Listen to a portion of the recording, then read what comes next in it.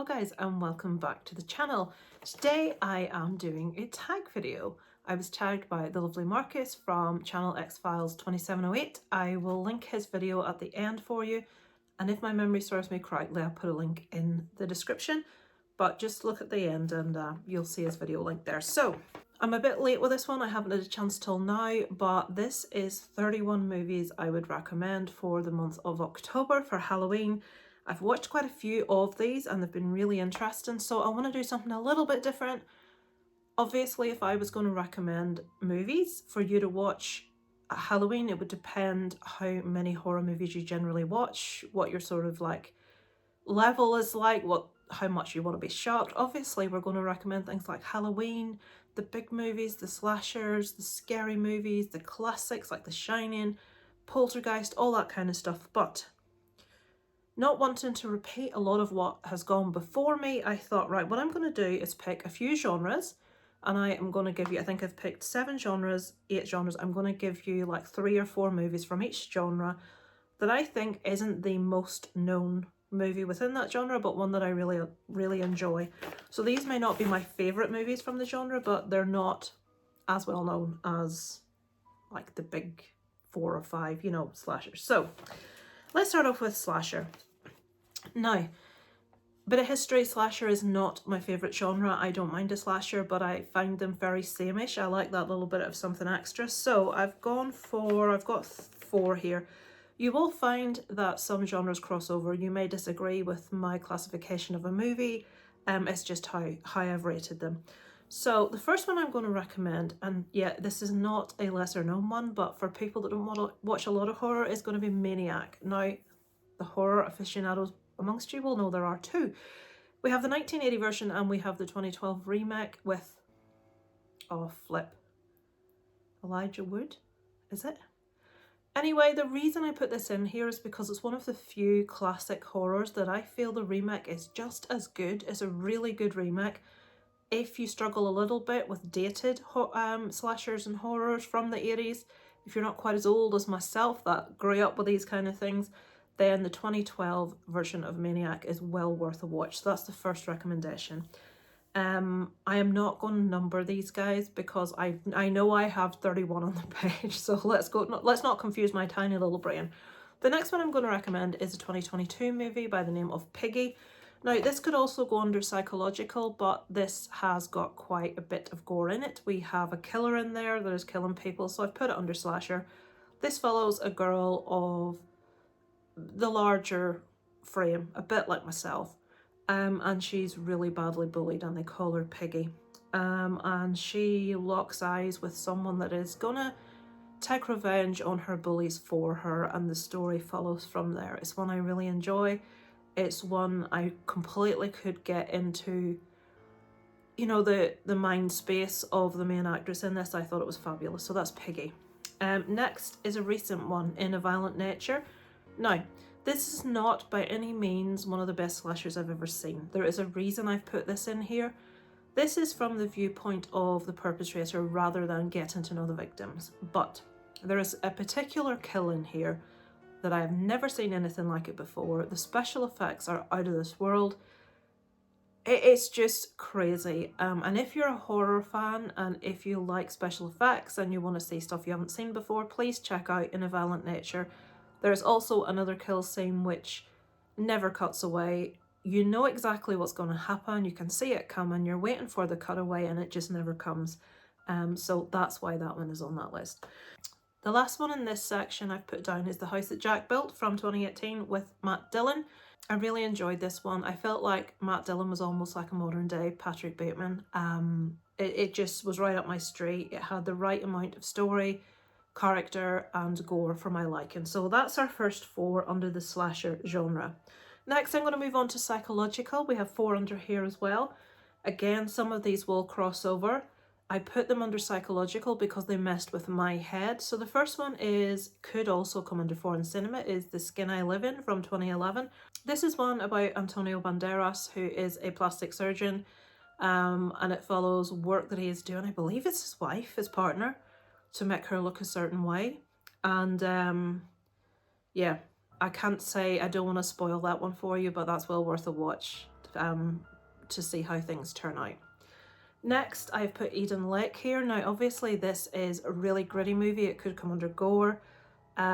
This messes with my head so much. Eden Lake is a movie I find really difficult to watch. It follows a couple who are camping, who get set upon by a group of people who hunt them through the forest. There's a lot more to it than that. It's very gritty, it's very realistic, it's very hard to watch, and it's got one of the most frustrating endings you will ever see in any movie ever, which I was really put out by until I sat and thought about it, and then I thought, no, that ended correctly. Eden Lake messes with my head, something shocking. Next, I've put Infinity Pool from last year. I just feel this was really fresh, really novel. I really enjoyed it. It really made me think. So if you haven't seen Infinity Pool, give that a watch. And on that list, I've also added a movie called Coherence, which came out in 2013. I've tried to write these down. This is a very understated movie set at a dinner party. I believe it was around Christmas, or is it Thanksgiving? I think it's Christmas. And this group of friends are together and there's a comet passing overhead at the time when they're having their dinner. I won't tell you any more than that, but it is like mindfuckery to the extreme. Coherence. Okay, we're on to found footage, which is probably one of my favourite horror genres. I love a bit of found footage. So I've got 4 here and I don't feel that any of them are lesser known, but it's difficult to get really good ones with found footage. Even though the genre is something I adore, I love it, it's difficult to get quality here. Now, the first one I'm going to recommend is a Marmite movie that you either love or you hate. I loved. It's Deadstream from 2022. The main character annoyed a lot of people. This is a movie with one person in it alone until things begin to kick off a little bit. Then we get other characters introduced briefly. But I loved the personality. I loved the realism of the character in this. He made me laugh multiple times. A lot of people had to switch this off because they hated the character so much. I don't know why, I really liked him. So Deadstream 2022, it does go a little bit Evil Dead near the end, which was a delight, a real surprise and delight. But I was really enjoying it up to that point also. The next one is, I believe, an Australian found footage called The Tunnel. It's one of my favourites. It's one of those where I felt my pulse quicken quite a few times. I was squinting to see things, and then when I saw them, I'm like, oh, it did like frighten me a little bit in places, which is hard to do. So when you achieve it, kudos to you. So The Tunnel, Australian found footage, is number 2 under my found footage. Next is one that is very much championed by Leo from Geek Legion of Doom. It is called The Borderlands. I saw this on another list I watched last night. Is it Ash? I believe it was Ash. This is a 2013 movie. It follows, it's sort of got a religious vibe. We're following priests here. I don't want to tell you anything about it, but this movie has got one of the most fantastic and disturbing endings I've ever seen in any film. Fabulous. And it's one of those you walk away from and you're thinking after you've walked away about what you've just seen and what that means. Loved it. The last one on this was also in the same list as Borderlands that I watched last night. It was a fantastic list, and that is Like Mungo. Again, it's a Marmite found footage, and it's one I love. It's one that the imagery in really gets to me, really disturbs me. That one's a 2008 movie. I find that when I watch movies, I get very invested. I'm there, I'm living it, I'm in it. Outside stuff can just go away. And Like Mungo always manages to immerse me every time I watch it. So that is my last recommendation under the found footage. And I'm going to have, as Marcus would say, I'm going to have a slurp, but we're having a bit of Diet Pepsi. I've got a sore throat. Most people would cut that. The professionalism is staggering. Next is Paranormal. I've given you, what, 12 so far. So we're almost halfway there. Where are we? Not too bad by my standards. I'm usually waffling half an hour. Shut up, Lisa, move on. Paranormal, right. So this first one could also come under found footage. It's Gonjiam Haunted Asylum. This movie had some imagery. Now, overall the movie is not the best movie you'll ever see, but I'm putting movies in here if they had a scene or effects or something where I was like, wow. This one has a couple of scenes in a darkened room where my pulse was hammering in my neck. The thing that frightens me more than anything in life with movies is the paranormal. Scares the bejesus out of me. I can watch slashers all day long, doesn't bother me. see spooky wookies if I think there's like dead things. If I'm seeing dead people, if there's ghosty wosties and it's done well, it scares the shit out of me. Gonja I Am Haunted Asylum has a couple of scenes which are fucking terrifying to me, so it's going under my paranormal list. Next is a movie called Fire in the Sky from 1993, and I believe this was also on someone else's list. Paranormal doesn't just have to mean ghosts. Paranormal can also mean fire in the sky. It's kind of obvious. Can mean aliens. This is based on a true story. Let's make Lisa look all kinds of weird and wonderful. I believe this story. I know this story implicitly really well. I've researched this story. The guys involved in this thing that happened, their lives were utterly ruined by this. They were ridiculed. They were never taken seriously. Loads of them had to move away from where they came from. One of them was suicidal. If this didn't happen, it makes absolutely no sense that these guys went through what they did. Fantastic movie, Fire in the Sky, 1993.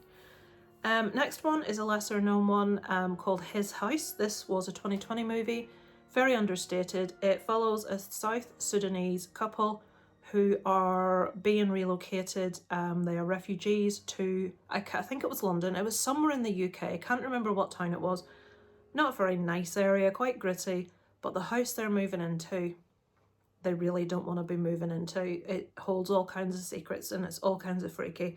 It's one I don't really hear many people talk about, and I thought it was fabulous. So His House is number 3 on the paranormal. Last on the paranormal is certainly by no means a lesser known movie, but I can't talk enough about this one. Released last year, I believe, but only available for us in the UK and Ireland this year, is Late Night with the Devil, which I feel it just achieved that 70s vibe implicitly. It was so well done. It was so well acted.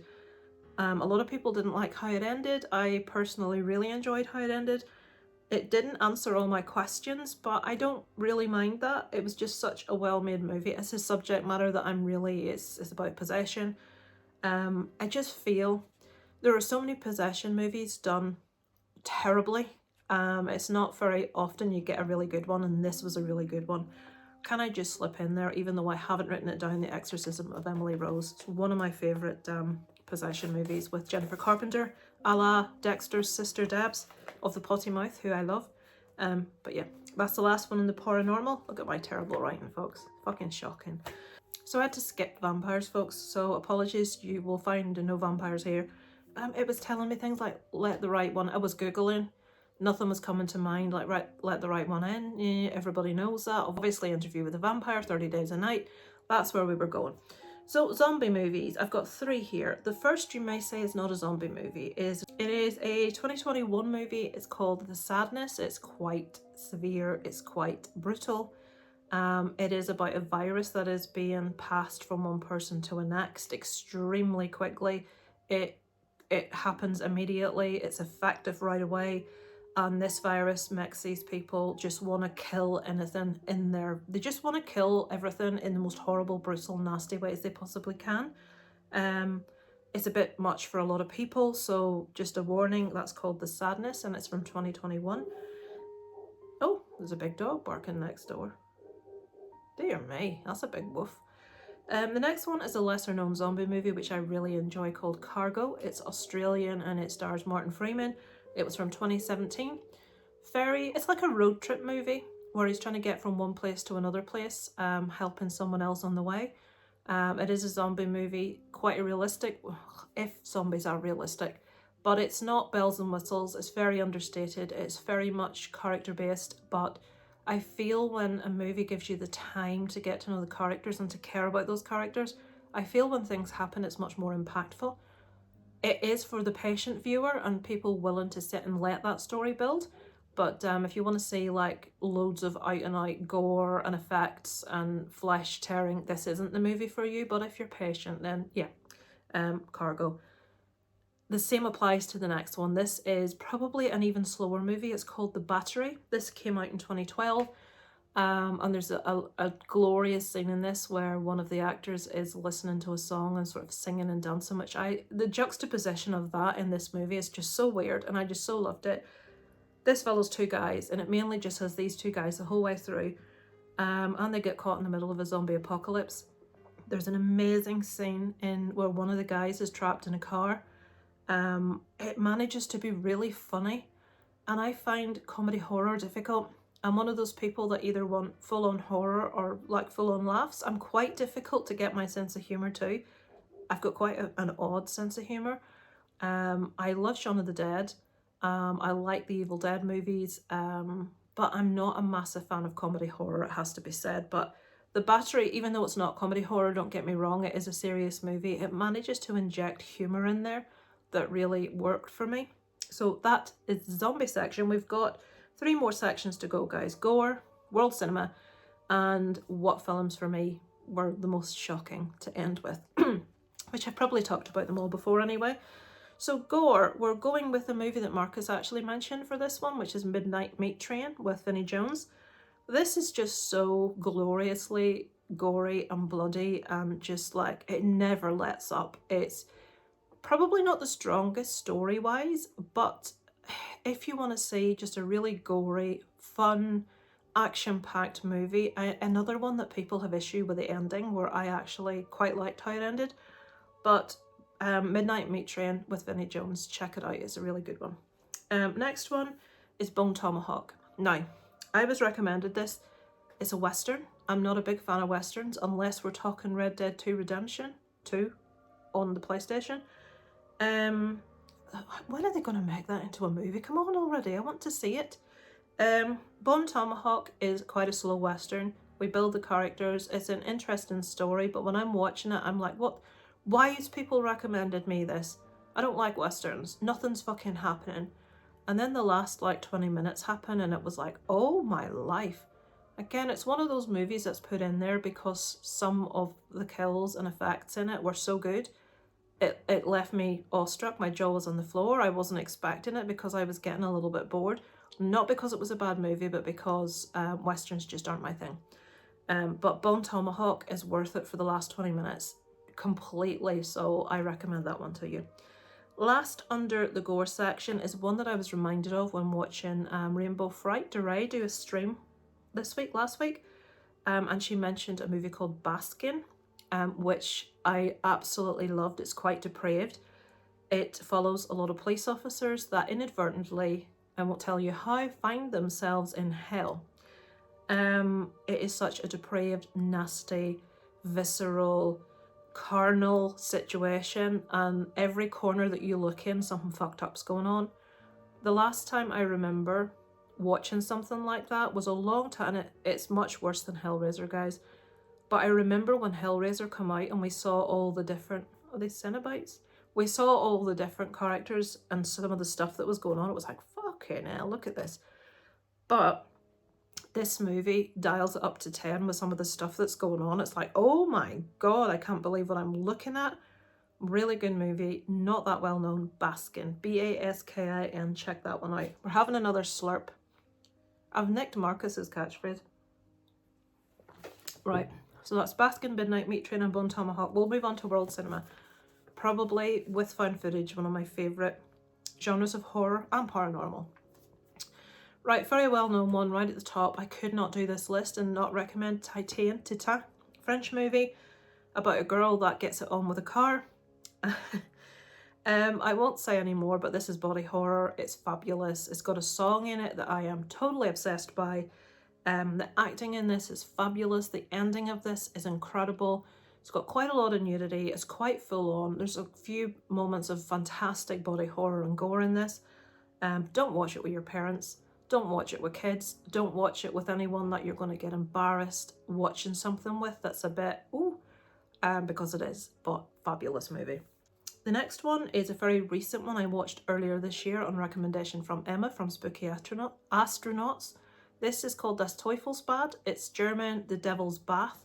This is a very slow movie, but it's so effective. It's so gritty. If you like things like The Witch and The Village and Midsummer, and if you're willing to watch something slow but effective and psychological, check out this one, The Devil's Bath. It is very slow. It follows a woman set many years ago back, like in sort of, I wouldn't say medieval, but she's in a little village. People live in like little stone huts. Women are just married off. They've got no say as to who they're being married to. This woman goes through severe depression, and this movie follows her descent into madness, and what happens throughout that. It's a fantastic movie, guys. The Devil's Bath from 2024. Again, for the patient viewer amongst you. Next one is a Spanish, what are they called? Home invasion movie called Sequestrados. This is probably the most intense home invasion movie I've ever seen. It's very disturbing, it's very upsetting in places, but it is what you would imagine a home invasion to be. I'll give you an example, it's just come to my mind where I didn't like the humour. This is a movie that everyone I know seems to love, is Funny Games.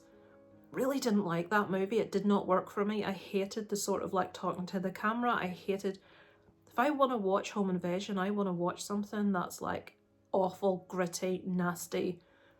This is a horrible situation. I get that making light of it almost makes it more hideous, but that didn't work for me. I personally didn't enjoy that. I know I'm in the minority, guys, but not a fan of Funny Games. Maybe because I want to like slap that guy's face. His face just fucking irritates me. So Sequestrados, which translates as kidnapped, that is the third one on my World Cinema 1. We've got two more, guys. We went to town on this. The next one is Aterrados, which translates as terrified. This is Argentinian.